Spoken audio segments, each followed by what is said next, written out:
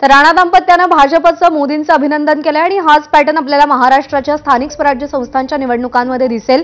भाजप या निवडणुकांमध्ये सुद्धा सगळ्यात मोठा पक्ष ठरेल असा विश्वास नवनीत राणा यांनी व्यक्त केलेला आहे। बिहारच्या निकालांबद्दल आपण बोलूया। 200 जागांवरती एनडीए आघाडीवर आहे, तर महागठबंधन 37 जागांवर, फक्त 37 जागांवरती आघाडीवर आहे।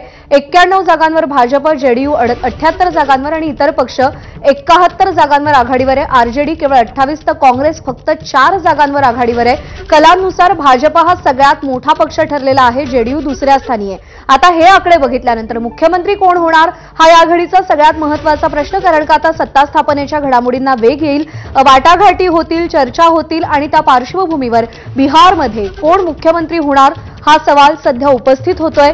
भाजपचा चेहरा मुख्यमंत्रीपदी विराजमान होणार की पुन्हा एकदा नितीश कुमार यांनाच मुख्यमंत्री पदाची संधी मिळणार हे पाहणं महत्त्वाचं आहे। गेली 20 वर्ष जेडीयूची सत्ता आहे बिहारमध्ये आणि साधारणतः 20 वर्ष एवढा मोठा काळ सत्तेत राहिल्यानंतर काहीशी अँटी इन्कम्बन्सी निर्माण होईल अशी चर्चा होती, अशी शक्यता होती, पण या सगळ्या शक्यता या निकालाचे आकडे आल्यानंतर मोडीत निघाल्यात। प्रो इन्कम्बन्सी असल्याचं आपल्याला दिसतंय आणि जे पक्ष 20 वर्ष सत्तेपासून दूर आहेत त्यांच्याच संदर्भात अँटी इन्कम्बन्सी असल्याचं या निकालांमधून सध्या दिसतंय।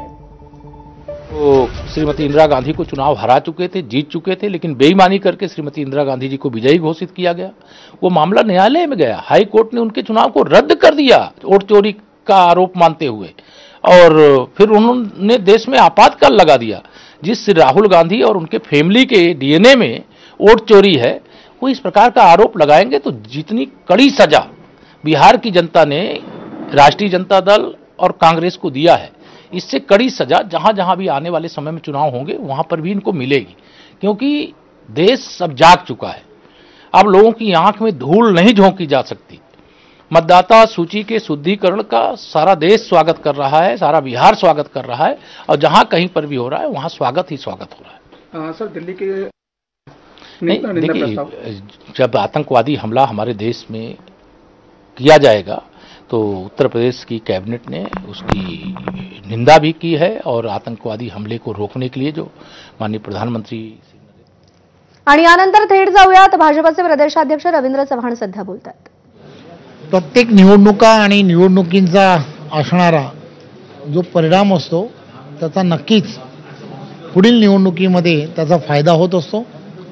जे नरेंद्र मोदीजींच्या नेतृत्वात बिहारमध्ये यश मिळालं त्याचा फायदा महाराष्ट्रातील असणाऱ्या स्थानिक स्वराज्य संस्थांमध्ये नक्की मिळेल। याचं कारण एकमेव आहे की केंद्र आणि राज्यामध्ये दोन्ही ठिकाणी एनडीएचं सरकार आहे, महाराष्ट्रातही देवेंद्रजींच्या नेतृत्वातलं महायुतीचं सरकार आहे। त्यामुळे या दोघांच्या नेतृत्वातलं सरकार ज्या ताकदीने आणि गतिमान पद्धतीने काम करतं, त्यामुळे महाराष्ट्रातील जनतासुद्धा बिहारप्रमाणे इथेही महायुतीला नक्की यश देईल असं मला वाटतं। दुसरीकडे संजय राऊत आरोप करताना दिसत आहेत की मतचोरी झालेली आहे किंवा मग निवडणूक आयोग आणि भाजप हे एकच आहे, याकडे कशा प्रकारे बघतो? खरं तर अशा आरोपांकडे दुर्लक्ष करणं हे अत्यंत गरजेचं आहे। मुख्यमंत्री देवेंद्र फडणवीस हे देखील बिहारमध्ये निवडणुकीसाठी प्रचाराला गेलेले होते। एकूणच 2 दिवसाच्या प्रचारामध्ये जिथे जिथे त्यांनी प्रचार केला तिथे सगळेच जे उमेदवार आहेत ते आघाडी घेताना दिसत आहेत। एकूणच महाराष्ट्र आणि बिहार कनेक्शन हे जुळून आलेलं आहे पुढे। खरं तर देवेंद्रजी एक उत्तम प्रशासक आहेत, त्याचप्रमाणे एक उत्तम संघटकही आहेत। त्यामुळे गेल्या बिहारच्या निवडणुकीमध्ये त्यांची असणारी भूमिका ही